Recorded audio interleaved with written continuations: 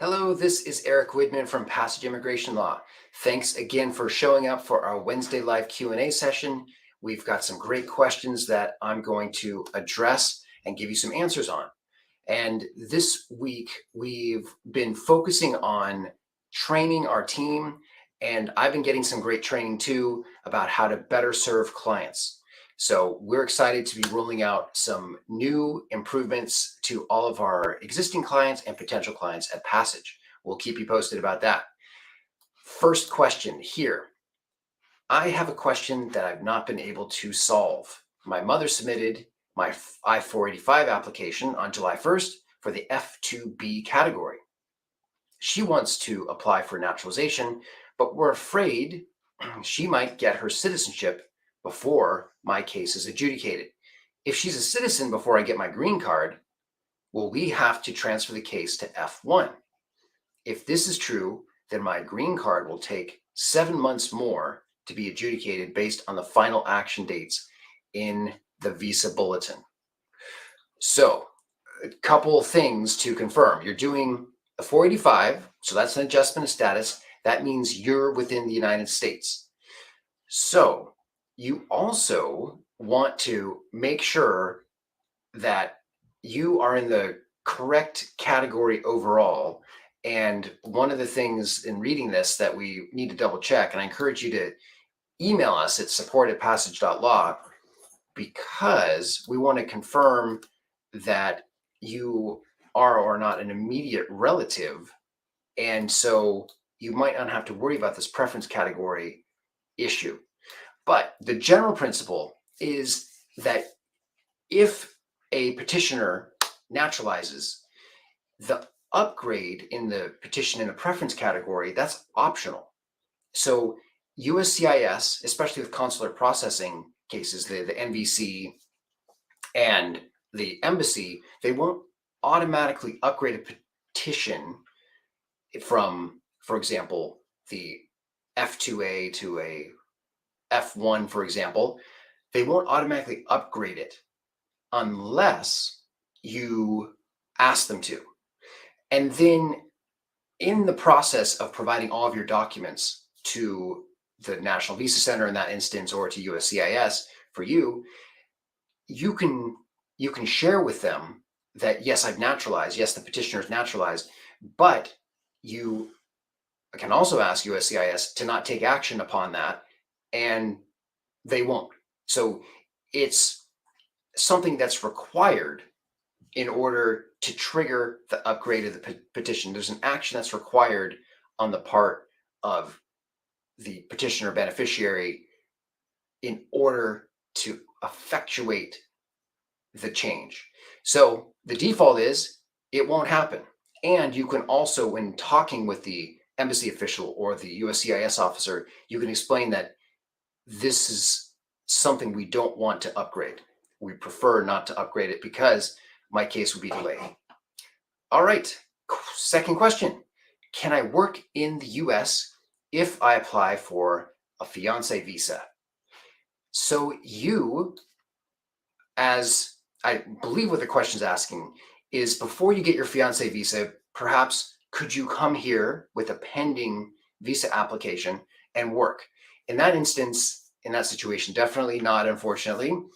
You can only get work authorization through the fiance visa after you apply for an EAD, employment authorization document, and after you're here and after you're married to your US citizen spouse. So the fiance visa itself, and maybe that was your question, if you arrive on a fiance visa, are you immediately work authorized? And again, there, unfortunately, no. The USCIS approach to this is unfortunately not so good. And you have to apply to adjust status and apply for an EAD as part of that process. And that can take up to 6 months on average. They've been trying to improve that time, but most recently it's been a long wait. And so many fiance visa couples and the applicant who has a fiance visa and is applying to adjust status, you want to get married quickly upon your arrival in the US so that you can file all the adjustment paperwork and then get your green card and prior to that, your EAD as soon as possible. So to get work authorized as soon as possible, you want to file that as soon as possible because it's required. Next question, does expediting a case always result in a success if the requirements are met? The unfortunate reality of expedites is that they are very difficult to get approved. And because more and more people are doing them, the USCIS, when they evaluate them, the NVC or the embassy, the criteria that they have is fairly vague and broad. And so there's a lot of discretion involved. And so the officer who's assessing the strength of your expedite request can justify a denial fairly easily. And it happens all the time. Most expedite requests are definitely denied.